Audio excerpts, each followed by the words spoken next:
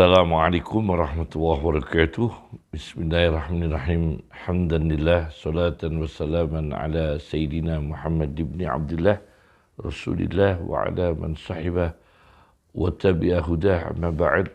Hikam ibni Qata'illah As-Sekundari, hikmah nomor 53.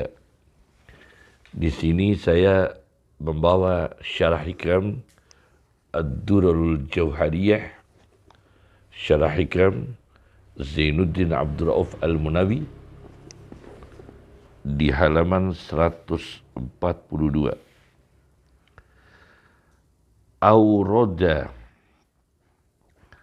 alaikal warid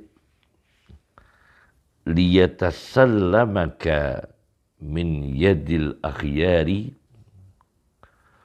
wa liyujarridaka min riqqil asari. Awrada nekakno sapa Allah alaika ing atase sira. Allah mendatangkan pada dirimu, yakni memunculkan al-warida ing sesuatu yang datang, yakni situasi dalam keruhanian, dalam hati yang bisa berbentuk latifah, sesuatu yang lembut, bisa berbentuk nuraniyah, cahaya. Allah memunculkan dalam hati manusia al-warid, sesuatu yang muncul dalam hati manusia. Yakni di sini al-warid yang berbentuk cahaya latifah dalam hati, bisa dorongan positif, bisa juga timbulnya rasa wijdadi, yakni perasaan karena dari ayat yang didengar, dari zikir yang dibaca, muncul sesuatu yang positif dalam hati manusia. Liyatasallama, supaya mengambil paksa. Di sini ditafsirkan liyakhudaka qahran.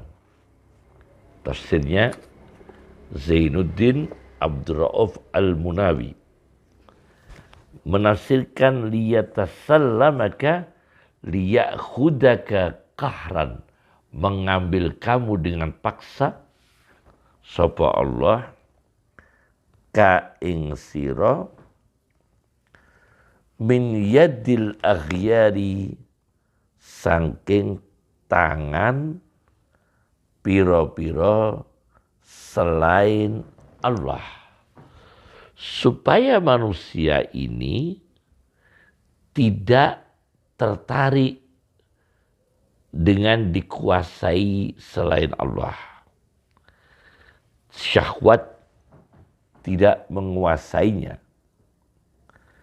Kebiasaan-kebiasaan buruk tidak menguasainya. Ini akhyar selain Allah. Karena apa? Sudah tertarik oleh Allah. Sudah tertarik oleh magnetis ilahi, magnet Tuhan, yakni Allah subhanahu wa ta'ala. Waliyujarridaka, lan supaya mengkosongkan sapa Allah, mengkosongkan sapa Allah ka ing sira min riqqil asari, saking diperbudak berbagai macam pengaruh.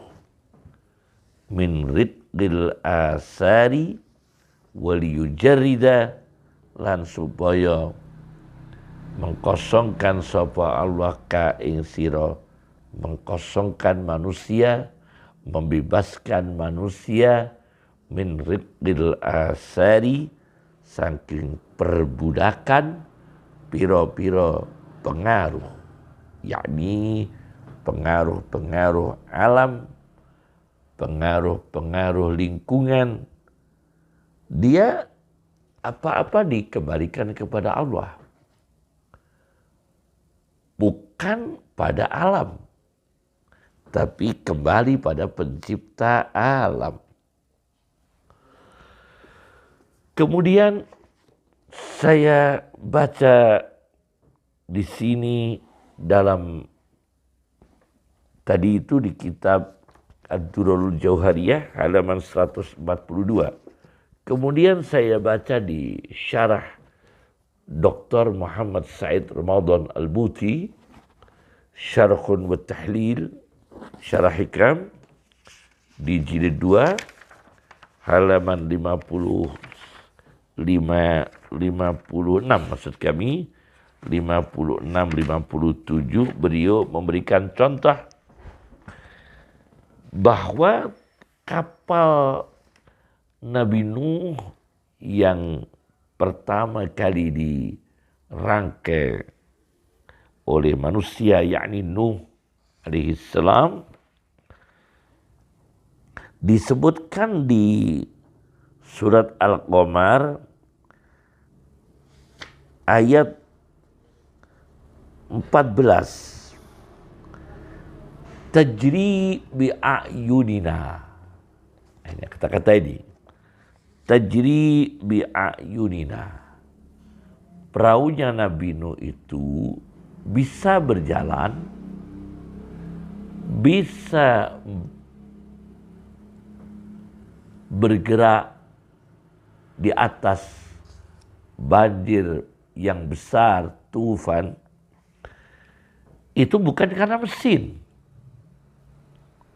bukan karena teknologi, bukan karena hukum alam, tapi bi'ayunina, dengan mata Allah, yakni diawasi oleh Allah. Kalau ibaratnya mesin itu ada monitornya, tetapi Allah Maha Tahu, tidak membutuhkan alat, diberikan inayah, perhatian oleh Allah, diawasi oleh Allah. Tajri bi'ayunina. Kemudian Said Ramadan Al-Buti mengatakan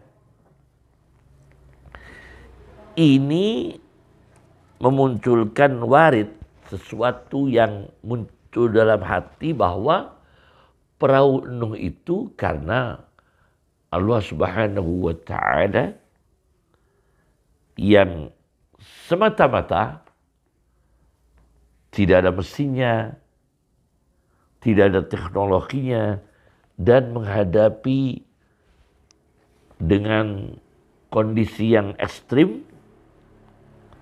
Nah, ini memindahkan pemikiran manusia, warid ini, yaitu beretikat menyadari perahu Nuh itu bang semata-mata Allah Subhanahu wa Ta'ala, lihat oleh Allah Subhanahu wa Ta'ala, tajri bi'ayunina, pindah, tidak ada pemikiran, minal wukuf amama asaril qawanin al-fiziyaiyah.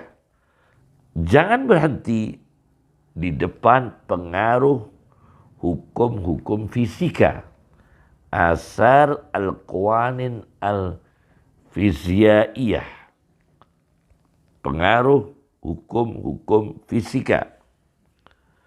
Kemudian juga tidak ada kaitannya asari qanun al-jadibiyah, pengaruh hukum gravitasi. Tidak ada. Nah, inilah supaya tidak pada akhyar, pada selain Allah. Tapi dikembalikan semua pada Allah. Bukan pada hukum fisika, bukan pada hukum gravitasi. Apapun yang terjadi di alam bumi ini, hakikatnya semua diskenario oleh Allah Subhanahu wa taala. Tidak alam bekerja dengan sendirinya, tapi Allah elemen per elemen, titik per titik, detik per detik, semua ditakdirkan oleh Allah Subhanahu wa taala. Nah, dalam Al-Quran, kata ghair, ada ghairu, ada ghairi, ada ghairah, maknanya selain. Ini dalam Al-Quran total 147 kali. 147 kali. Itu kata ghair, selain. Nah, bagaimana kita ini supaya warid dalam hati manusia itu bisa berkembang baik, kemudian mendorong manusia itu untuk mengembalikan semua perkara kepada Allah Subhanahu wa taala tanpa menafikan ikhtiar manusia, tanpa menafikan kreativitas manusia, tanpa menafikan dinamisnya manusia. Nah, ghair ini selain Allah itu bagaimana? Pertama, di antara kata ghair yang berjumlah 147 kali ada ghairil haq. Hindari selain yang benar. Ghairil haq. Surat Baqarah ayat 61. Kemudian ada lagi ghairillah. Hindari apa-apa yang bukan karena Allah. Ghairillah. Yang bukan karena Allah. Ayat 173 surat Al-Baqarah. Kemudian ada lagi ghairu dinillah, yang tidak sesuai dengan agama Allah. Jadi ada ghairil haq, ada ghairillah, ada lagi ghairu dinillah, selain agama Allah, tidak sesuai dengan agama Allah. Ini yang ketiga. Kemudian yang keempat, ghairu sabilil mu'minin, selain jalan yang ditempuh orang-orang yang percaya Allah, yang membenarkan Allah, yang mengimankan Allah. Kemudian yang kelima, ghairi ilmin. Dalam Al-Quran, ghairi ilmin. Jadi yang ketiga tadi, ghairu dinillah, surat Ali Imran ayat 83. Yang keempat, ghairu sabilil mu'minin, selain jalannya orang-orang beriman.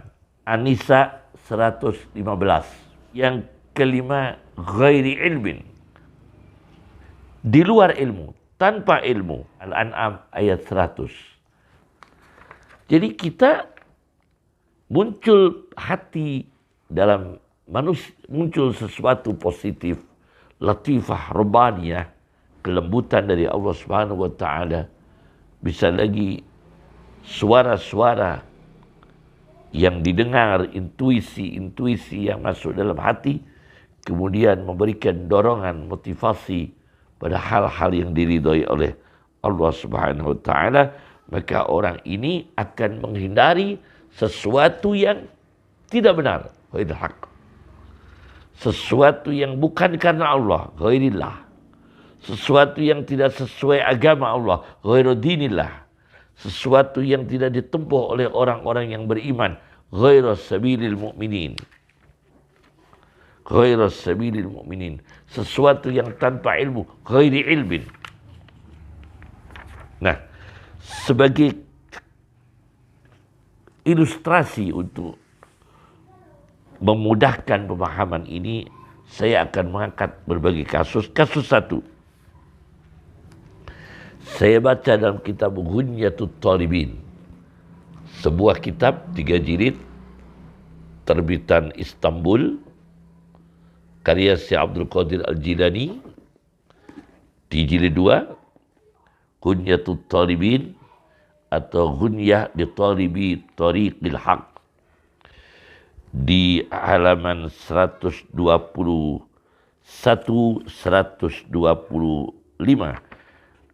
Ada 3 kasus. Pertama, Haris Al-Muhasibi itu kalau ada makanan di depan beliau, tapi makanan ini syubhat, meragukan halal haramnya, maka ketika Haris Al-Muhasibi ini menjulurkan tangannya, menggerakkan tangannya untuk mengambil, maka secara otomatis dari Allah Subhanahu wa taala diberikan bimbingan, ujung jarinya ini seperti terpukul uratnya. Duriba ala ra'si usbu'ihi irqun. Terpukul urat yang ada pada ujung jari. Tidak bisa mengambil. Ini menandakan, mengindikasikan makanan itu haram. Diselamatkan dari ghairil haq, sesuatu yang tidak benar. Ini orang-orang hebat yang waridnya kuat.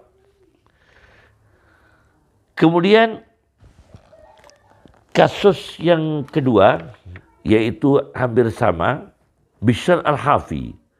Kalau di depannya itu disuguhkan makanan yang syubhat, meragukan, la tamtaddu ilaihi yaduh, maka tangannya ini tidak bisa bergerak untuk mengambilnya, meranggeh, mengambil. La tamtaddu ilaihi yaduh. Ini dihindarkan Allah dari aghyar selain Allah yang ghair hak, tidak benar.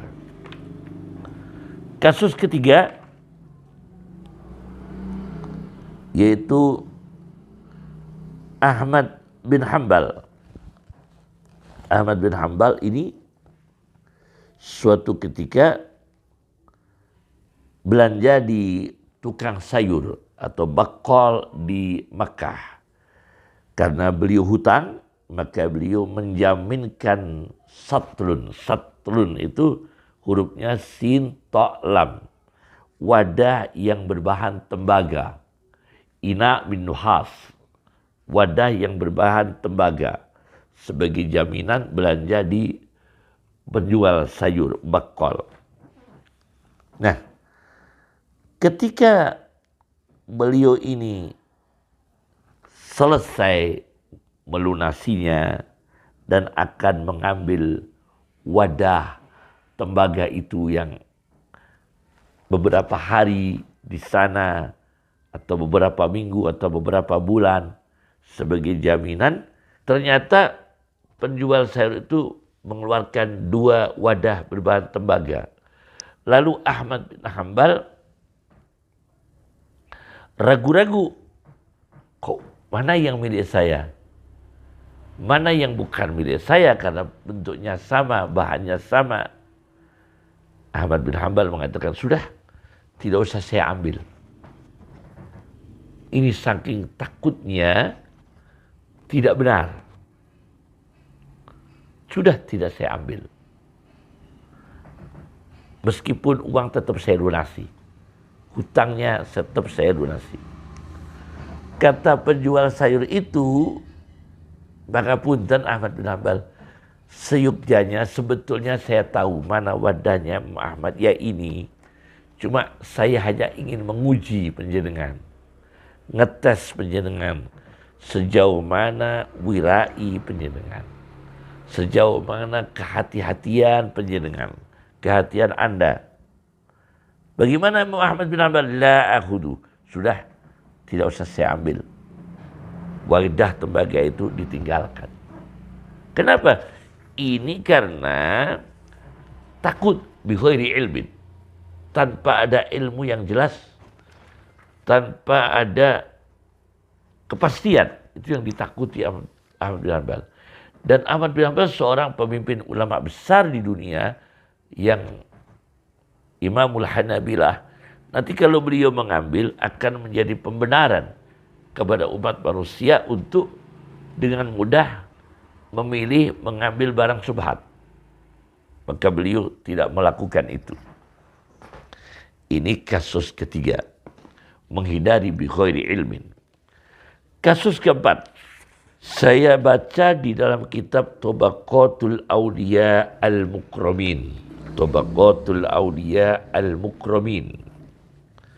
Karya Muhammad bin Abdurrahman As-Sahawi. Ini kitab 2 jilid, Tabaqatul Awliya Al-Mukramin. Di jilid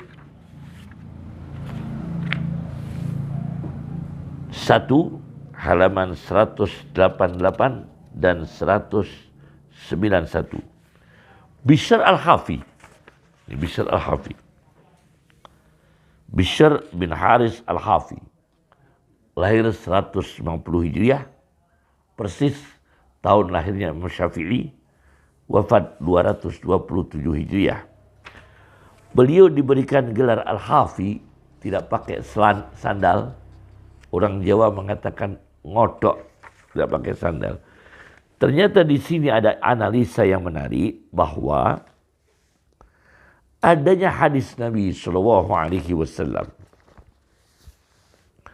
"Man ikhbarrat qadamahu fi sabilillah." Barang siapa yang kedua telapak kakinya berdebu di jalan Allah, perang sabilillah. Dua telapak kakinya berdebu di jalan Allah, silaturahim. Dua kakinya berdebu di jalan Allah, pergi ke masjid, pergi ke majelis ilmu, untuk mengajar ilmu, mengaji ilmu. Harramahuma Allahu adan-nar. Maka Allah mengharamkan kedua telapak kaki itu tersentuh api neraka. Fara'a Bishrun, maka Bishr melihat anna talibal ilmi, sesungguhnya orang yang mencari ilmu, yamshi fi sabilillah, berjalan di jalan Allah. Fa'ahabba ta'mimal qadamain al-ghubar, maka beliau senang untuk meratakan kedua telapak kakinya itu rata dengan debu. Nah, ini contoh beliau berusaha supaya tidak sesuai dengan ghairillah selain Allah, tapi sesuai dengan ajaran Allah. Supaya sesuai dengan agama Allah, tidak sesuai pada ghairi dinillah selain agama Allah. Inilah usaha ulama-ulama dulu untuk terhindar dari akhyar, apa-apa yang selain Allah, selain yang diridai Allah Subhanahu wa ta'ala. Assalamualaikum warahmatullahi wabarakatuh.